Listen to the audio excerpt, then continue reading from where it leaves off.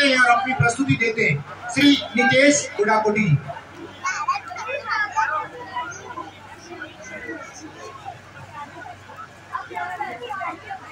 धन्यवाद उमेश भाई और सभी का यहाँ पर हार्दिक स्वागत। मैं यहाँ पर एक बात का थोड़ा संशोधन कर दूं कि मैं अभी यहाँ पर एक हास्य प्रस्तुति, क्योंकि हास्य कलाकार आ रखे हैं, लेकिन मैं एक छोटा सा एक प्ले यहाँ पर दिखाऊंगा जिसका नाम है एक चुपता हुआ सवाल। मैंने अपनी पत्नी जी को बोला कि भाई मेरे साथ प्ले में सहयोग करो, तो उनका जवाब था, छी वो कम तो ससुर जी मारा उनका ससुर जी है तो क्या हुआ भाई, प्ले करने में क्या दिक्कत है, कोई अच्छा काम है, अपने पहाड़ में अपने लोगों के बीच में अपने भाई बहनों के बीच में कार्यक्रम करने में क्या जा रहा, ससुर जी के सामने कैसे झिझक, बोले ससुर जी वाला चिट्ठी तो थी जी, यार चलो फिर मैंने कहा कोई बात नहीं। तो यहाँ पर मैं एकल अभिनय करूंगा, चार पात्रों का अकेले रोल करूंगा। तो यहाँ पर एक हस्बैंड वाइफ, पति पत्नी और एक बेटी है, और यहाँ पर एक बुजुर्ग है जो किसी वृद्ध आश्रम में रहते हैं। तो ये सब मैं अकेले ही करूंगा, आपको समझ आने कि कहां पर क्या। मुझे एक छड़ी मिल सकती है क्या थोड़ी देर के लिए?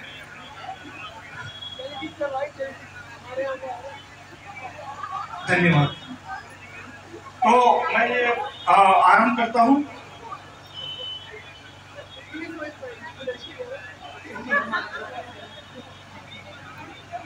इस नाटक का नाम है चुपता हुआ सवाल, और बहुत चुपता हुआ सवाल है। आप एक एक लाइन को ध्यान से सुनिएगा और समझने की कोशिश कीजिएगा, और लास्ट में उस पर अमल भी कीजिएगा। एक चुपता हुआ सवाल। अरे सुनीता, सुनती हो? अरे भाई कहाँ हो? हाँ आई, बताइए क्या काम है? क्या बात है सुनीता, आज तुम्हारा मुंह इतना क्यों लटका हुआ है?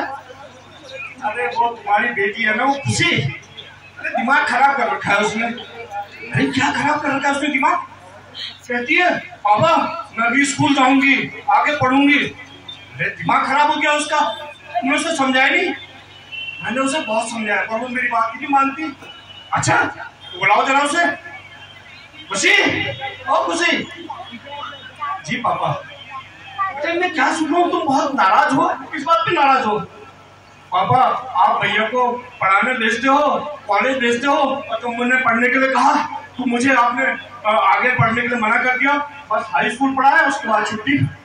देखो बेटा, वो हमारा बेटा है, आगे पढ़ेगा लिखेगा, बुढ़ापे में हमारी सेवा करेगा, और जब हम बीमार होंगे हमें हॉस्पिटल ले जाएगा, यहाँ तक कि उसके जो बच्चे होंगे वो आगे हमारा वंश बढ़ाएंगे, हमारा नाम रोशन करेंगे, और जब हम इस दुनिया में नहीं रहेंगे तो उसके वो जो मोक्ष हमें जो है वो उसकी माध्यम से प्रदान होगा। पापा मैं भी तो पढ़ लिख करके आप लोगों की सेवा कर सकती हूँ पापा। अरे तुम अपना काम करो, बहुत आई पढ़ा, किचन में जाओ, चौका बर्तन करो। ठीक है चली गई। देखो तुम अपनी बेटी को समझा के रखा करो, क्या फायदा उसको पढ़ा लिखा के। अरे वो देखो वो वृद्धाश्रम वाले बाबा जी आए हैं, जरा उनसे बुलाओ इनको। वृद्धाश्रम वाले बाबा जी।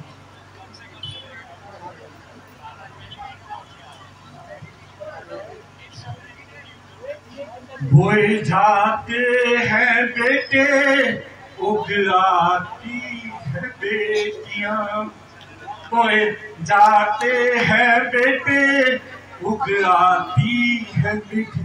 जब हमारे घर में पहली संतान जन्म लेने वाली होती है तो अपेक्षा सबकी रहती है बेटा होगा बेटा होगा, लेकिन बेटी हो जाती है सबके चेहरे पे निराशा।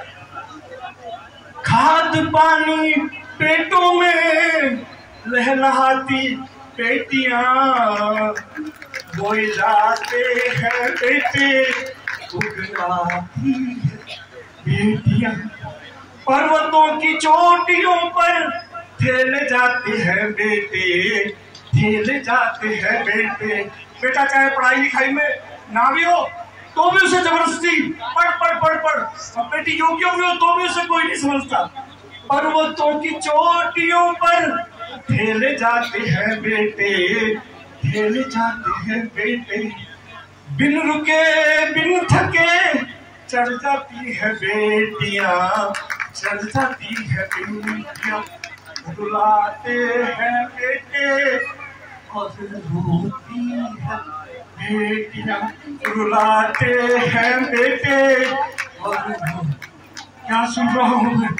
तुम अपनी बेटी को पढ़ाने लिखाने नहीं भेजोगे? क्या कह रहे थे? बेटा पढ़ेगा लिखेगा नाम रोशन करेगा। अरे चार बेटे हैं मेरे, मैंने उन्हें पढ़ाया लिखाया कि बुढ़ापे में मेरी देखभाल करेंगे और यहाँ धकेल दिया मुझे वृद्धाश्रम में। और वो शर्मा जी की 2 बेटियां हैं। अरे दोनों में झगड़ा होता है। एक कहती है पापा मेरे साथ रहेंगे, दूसरी कहती है पापा मेरे साथ रहेंगे।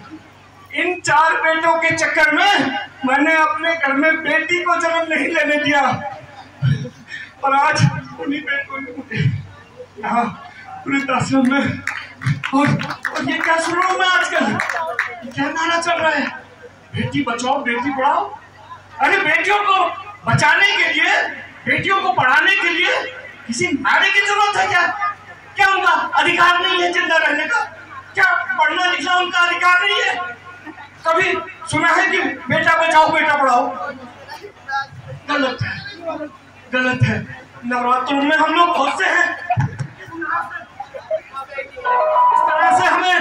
किस तरह से हमें 9 बेटियां मिलेंगी, खोजते रहते हैं। नवरात्रों में बेटियां चाहिए, अपने घर में बेटी नहीं चाहिए, अपने घर में किसी को बेटी नहीं चाहिए।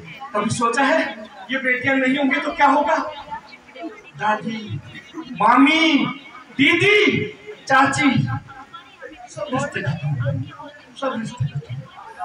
भैया जिन पर हमारी बहनें राखी बांधती है ना, कौन राखी बांधेगा? और एक सवाल, एक चुभता हुआ सवाल आखिर में मैं आपसे और जितने भी लोग मेरी बात को सुन रहे हैं सबसे पूछता हूँ। मैं बेटे चाहिए ना, बेटे चाहिए सबको, लेकिन उन बेटों को जन्म देने के लिए माँ की भी तो जरूरत है। कहाँ से लाओगे माँ? जब बेटी नहीं होंगी माँ कहाँ से आएगी? एक और बात